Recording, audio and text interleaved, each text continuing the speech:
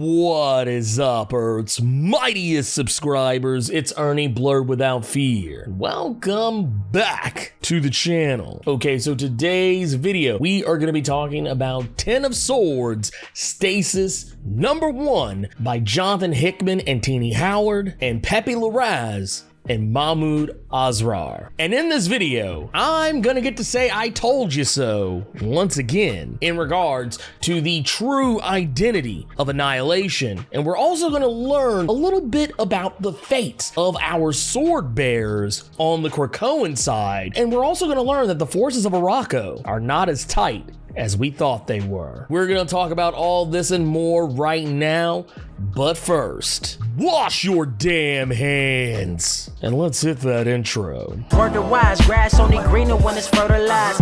Gave them truth in these songs, they prefer to lies. Destiny beautiful, adrift in her purple eyes. You can't see me, you Stevie, wondering how I reach more evolutions than Evie and make it look easy. Before we get started, if you want to see more awesome comic book videos like this one, it only takes 2 clicks to become one of Earth's mightiest subscribers. Click.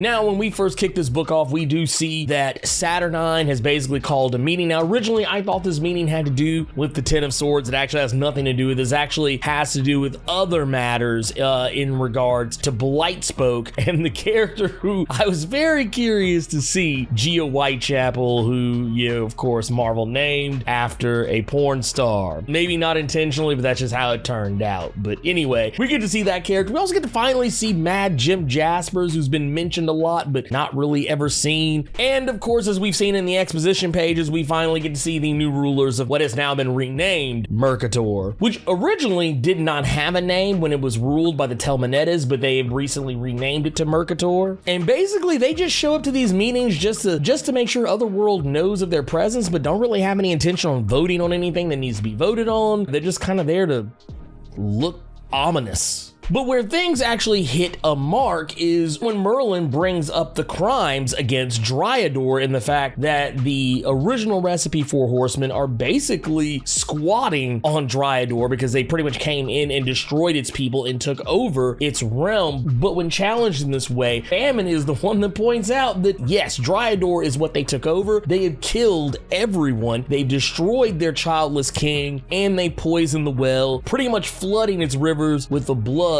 of the Dryadori people. But they do posit that they have not killed Dryador's leaders, they simply just killed Dryador itself. And now Dryador is no longer Dryador. Now Dryador is nothing more than another part of Arrako, which is now under the rulership of Amenth. And now that this little meeting is over, they can now begin the Ten of Swords contest, but it's not going to kick off right away in this issue. I'm going to right now, there is no fighting in this issue. What this is basically what you would expect to see in any fantasy style setting when there is supposed to be a contest of champions. This is very Mortal Kombat Enter the Dragon style fare where they're basically coming to Otherworld. They're coming to the Starlight Citadel and basically preparing themselves. They're taking their rooms and such, and the X-Men know themselves that they are going to be in for the fight of their lives. Apocalypse even gives a speech to tell them as such. One of the things I do find very interesting in this, though, we did see Apocalypse retrieve his sword in the last chapter of Ten of Swords when we read was it X-Men number 13. But one thing I find of note here that's very interesting, and I actually did talk about this in that video, that what if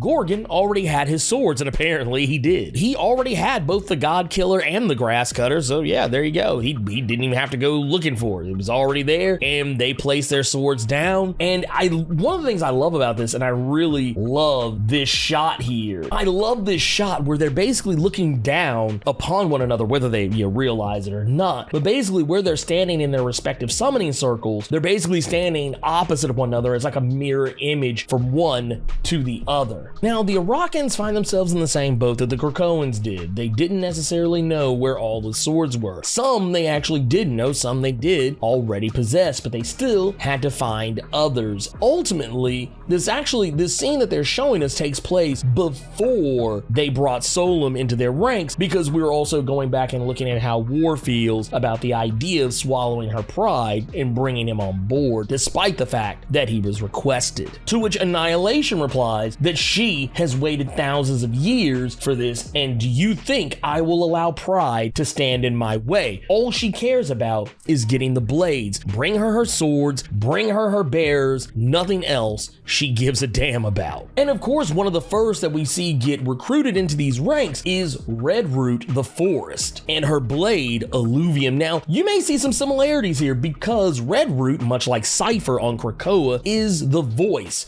of Arrako. She even points out the fact that she doesn't trust Summoner, as pretty much anyone shouldn't trust Summoner, because they offered Summoner a piece of Arrako to take with him, and he promised reunification, though they have yet to have seen the fruits of it. Offering reunification, but offering them just an opportunity to fight in the name of Arrako and Amenth, and they don't want any part of it. And you can tell probably for the same reasons that Krakoa doesn't want Cypher to be a part of this. Arrako seems to feel about roughly the same way towards REDROOT being a part of this, even at one point shedding a tear over the matter. But Summoner does promise that if they win, Arrako and Krakoa will be rejoined, which doesn't seem too far-fetched, but that does seem to be the end game here. But something tells me Summoner, I don't know, just he's always lying. I just feel like that's always the case. Now, Pog is the one I found the most interesting because he is a bit of a mercenary in all this. He's not doing this for, queen and country. He's not doing this out of patriotism. He's not doing this out of honor of Amenth or Arrako. He's doing this for money. Shinies and jewelry's the thing that gets every D&D player's attention. He's basically a murder hobo, and they basically offer him an opportunity to, once they win this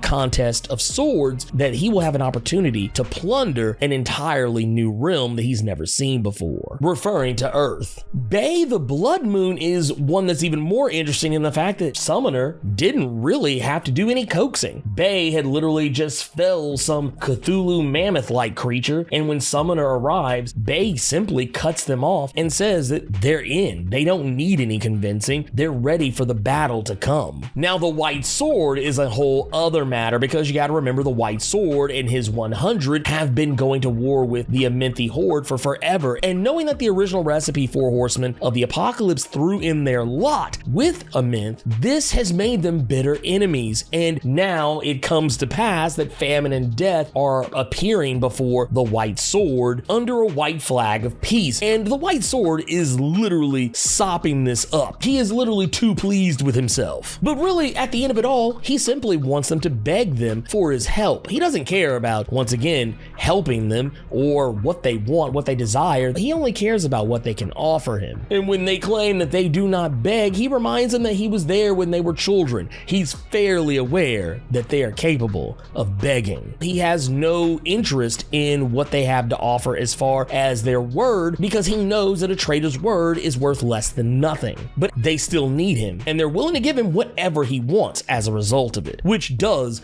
get his attention. Iska the Unbeaten is another interesting in the sense that she needed no coaxing. When Pestilence and War arrive to recruit her, she simply offers them a drink. No words are uttered between them. They simply sit down and drink with one another. And of course, we see the bodies of the Amenthi Horde laid out all across the land as death and famine have basically destroyed them, because what they reveal to us is that when the original recipe Four Horsemen made peace with Amenth in their quest to get revenge against Apocalypse, they made a promise to respect the places of Amenth that were deemed holy ground, which the place where the black bone of Amduat is hidden is one of those places. And Death has come to claim his blade because, as he says, they worshipped Death, and that's precisely what he gave them. And now they have all of their swords. And of course, we even get a little breakdown of what their abilities are. This is actually something that we got. Marvel released a video, a little brief video that kind of gave us the same information, but I'll run down it here just real quick. I mean, of course, we know that War, her power is fire, and of course, she wields Vermilion, the red sword of war. We know that Summoner, his mutant power is invulnerability, and Colony is the sword that he wields. We know that Solem wields the Muramasa blade, and his mutant power is adamantium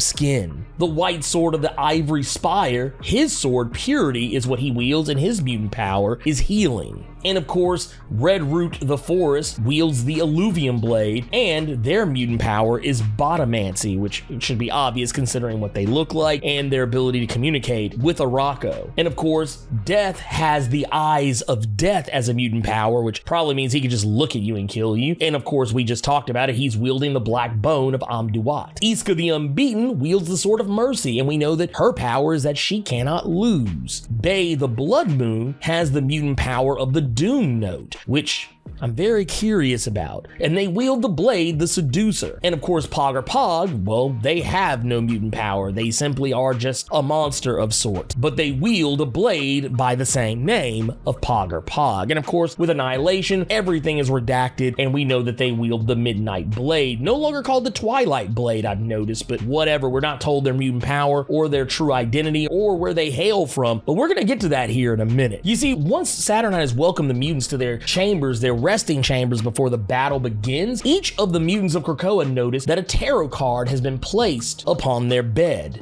In the back of the book, we do see that Tarot has written another note saying that basically it's happened again, that, you know, when we saw in creation number 1 that all of the cards, the tarot cards everyone were reading, everyone kept pulling the same thing, and it's happened again. One of the first cards is, of course, the one that Betsy drew, is the Nine of Swords. This is for when you are ruining yourself with your own fears and nightmares, but as they say, just because you are paranoid does not mean they are not after you. Not many of the cards are bad, but this is a bad card. Now, of course, yes, this card, the Nine of Swords, it does actually represent anxiety, worry, fear, depression, and nightmares. The dark thoughts and disturbing feelings are weighing you down. Excessive worrying and negative thoughts are basically getting to you and your obsession over what's not working. And the sword stacked upon yourself, this is basically your worries and your negative doubts and feelings given shape, weighing you down and preparing to impale you. The next one was the card left for Cypher, which is the Two of Cups. The Two of Cups is an interesting one because what Tarot tells us is that it is said the Lovers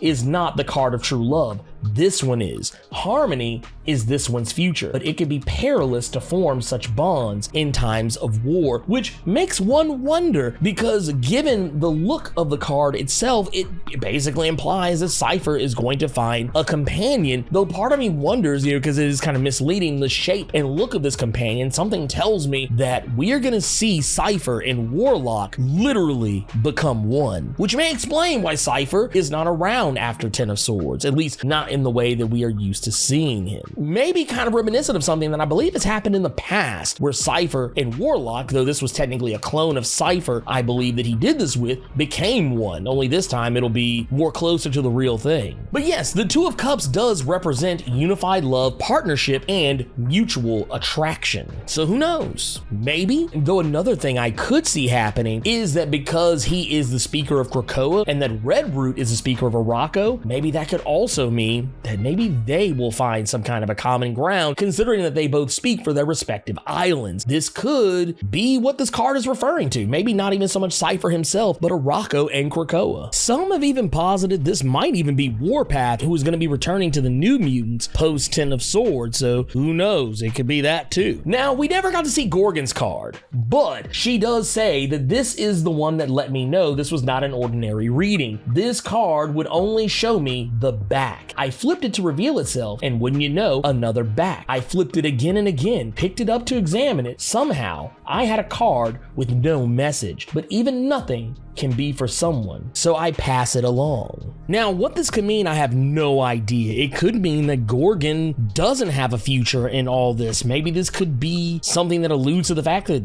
maybe he might die, maybe he won't, or maybe his part to play in this is yet to be revealed. This one's a wait and see kind of deal. The next one we see is the one that Captain Avalon picks up, and that is the Knight of Pentacles. She says that sometimes these are called coins instead of pentacles, for they speak of practicality and prosperity. This man has no master plan, but will work for what must be done. Could be money in his future. And technically what the Knight of Pentacles does represent is hard work, productivity, routine, and conservatism. And And honestly, this kind of fits Brian Braddock to a degree. I don't know if this is just a way of saying that he is going to do his duty, that he is going to fight as hard as he can for Krakoa, even though it's not his home, something that we kind of reflected upon during Excalibur number 13. I don't know really, but one of the things that does stick out to me is that occasionally some people do say that the Knight of Pentacles points to the more mundane or boring aspects of life, like the daily grind, repetitive schedules, household chores, and other responsibilities and obligations. You may be assigned a project or given a task to do, and you will have to commit your time to see that project through to the end successfully. And this sounds like one of those things. Now, another one is the Page of Wands. Like the Knight, the Page is a person, a tricky one, clever, never stuck in one place, arrogant, but a good friend to have. Now, these are some interesting ways to describe Ilyana. Though I do agree, some of it is incredibly accurate. She is kind of tricky, she's clever, and I mean, she teleports around all over the place, and she is kind of a bit arrogant, but once again, she is a good friend to have, and her card, the Page of Wands, typically lends itself to being inspiration, ideas, discovery, limitless potential, and of course, being a free spirit. I don't think anyone would believe that none of this applies to Ilyana. Like, one of the key elements of the Page of Wands states that that card represents one's gift for dreaming up new creative ideas unfettered by the burdens of everyday life. And that while this card appearing does indicate that you're experiencing some form of creative restlessness, notice that the page is standing still and its staff, and in this case, Ilyana's sword, the soul sword, is firmly planted in the ground. They're not going anywhere just yet. They still have to make that creative spark fire off, but at the same time, grounded in reality so that it can be ready to be used in the physical realm. Now, this could very easily apply to the fact that Ilyana is going to pull off some major move in this contest of swords, and very likely maybe even calling back to something that she said during New Mutants number 13 in regards to the character of Cypher. But until it happens, we won't really know for sure 100%. The next one was the Fool, which was drawn by Cable, and Tarot says, do not be offended. The Tarot is sometimes called the journey of the Fool. The Fool does not know things yet, but he will learn. The folly of youth. Now, the interesting thing about the Tarot, and of course the card the Fool, is that the Fool does represent new beginnings, innocence, spontaneity, and a free spirit, a card that literally has not begun to take its shape yet. And something tells me that this is letting us know that Cable, this young Cable, is literally only beginning the journey that we thought he already took when he first showed up during X-Men Extermination. Come to find out, he has a much longer story to tell. The next one is Strength, and this one, Tarot says, do not be flattered. This speaks not of strength of biceps, but the strength of will, strength of heart, strength of focus. This is one who endures. Now with this one, this does actually talk about not just strength, but yes, it's talking about courage, influence, and compassion. Now I also do find it funny that Wolverine and Summoner are depicted in this card, with Summoner having the upper hand over Wolverine. But one thing I do find interesting about this is that it does say that you do not rule by trying to control others. You quietly influence and persuade. Others may underestimate your power because it's so invisible, but you should see that as an advantage. You can control a situation without excessive outward force. No one knows it's you calling the shots. Now, I find this one interesting because it's Wolverine's card and just seems so un-Wolverine. Next up on the list is Death, and this is the card that Storm drew, and of course, this has kind of been teased and hinted at, I believe, with Marauders number 13, I believe, being the next issue. Or no, it would be Marauders number 14 with the cover with Storm and her dance with Death. And in this one, it says, do not be afraid. This is not the card of failure and decay, but of the natural harvest. The season before can never come again. Metamorphosis. Now, this is one I find very interesting because death does represent the end. Endings, change and transformation and transition into something new. Now, I do remember talking about this during Marauders number 13, where I spoke about the idea of Storm being one of the characters who will die during this contest of swords, and that because of the nature of death in Otherworld and how it changes characters, this could possibly mean that she will be one of those characters who does die, and when she comes back, she will be changed. Or it could also represent the change between herself, her transitioning from being the soon-to-be Queen of Wakanda again to being its greatest enemy. Who knows?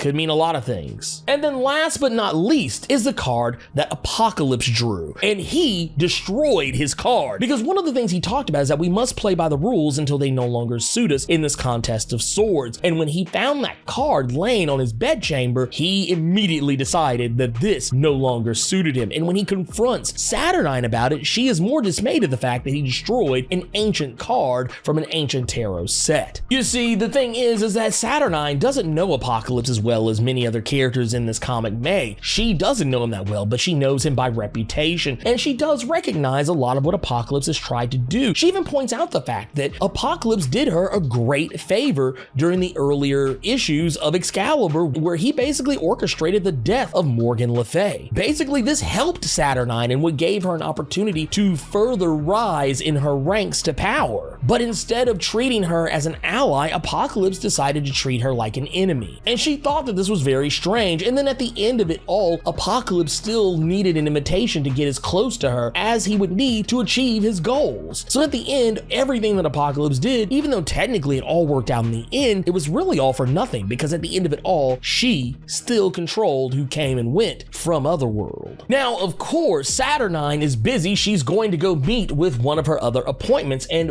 wouldn't you know, as she's walking with Apocalypse, she reforms the card that Apocalypse destroyed, and it is revealed that the meeting she is about to take is going to be with none other than Annihilation. And Saturnine even invites Apocalypse along for the ride, considering the fact that the card he drew should make him even more interested in the meeting that she's about to have. Why? Because the card that Apocalypse drew was the Lovers. And this card is indeed a tale of lovers, but they have been lovers. The presence of this card can portend a great test where there was once harmony. This is why Tarot said earlier that the Two of Cups is said to be the true card of true love, not this one. Lovers represents love and harmony in relationships in the alignment of your values and your choices, but this is also a card of open communication and raw honesty. And it can also represent two people who were once lovers, or maybe still are, being incredibly open with one another. The idea of both parties being completely naked is them being open and vulnerable to each other at their most base level, and then trying to come to terms on the path forward and how it will be achieved. Made even more interesting by the fact when Annihilation removes her helmet and reveals to Apocalypse something that I think we've kind of suspected for a while, and something I have heavily suspected for a while because of just the nature of the reveals that we've seen, some of the teases we've seen. But yes, Genesis is in fact Annihilation. Apocalypse's wife is not dead, was not killed by Annihilation back in the past, as Summoner stated. And yes, I keep saying it, and I wish people would take me seriously when I say this stuff. When I say this stuff, I don't just talk out of my ass. When I say, hey, I make a prediction, yes, I'm saying, yeah, I think this is what's going on here. This is where the evidence is kind of leading me. And there's always that one person that's like, oh no, man, oh no. And this is what I'm doing right now, laughing at all of you who told me I was wrong.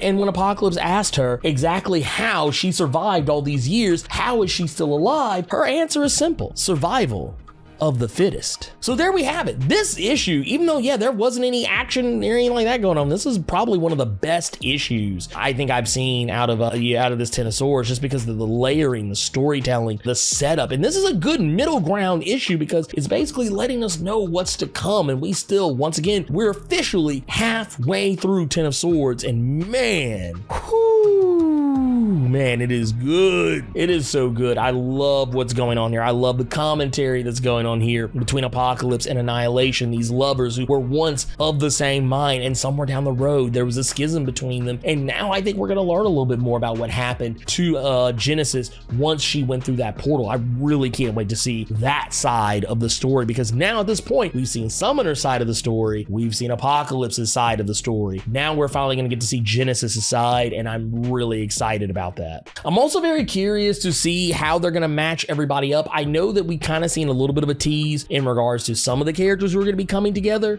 in this, but yeah, I'm really amped to see what's gonna be coming next in this. Anyways, let me know what you thought about Ten of Swords, Stasis #1 by Teenie Howard and Jonathan Hickman and Pepe Larraz and Mahmoud Asrar. Wash your damn hands and sound off in the comments. So hey, you made it to the end of the video. Awesome for you. If you enjoyed this video, and if you made it this far, I don't see how you didn't, do me a favor. Hulk smash that like button. And if you want to see more awesome videos like this one, make sure you click subscribe so you can become one of Earth's mightiest subscribers, and tap that bell so you know when I post up. Also, feel free to go check out my Patreon, where if you chuck in $1, you can get early access to most of my videos up to a week early. And if you have time, make sure you swing by nerd901.com, where you can find more of my content as well as other amazing stuff. Anyways, until next time, I love you 3000 plus ultra!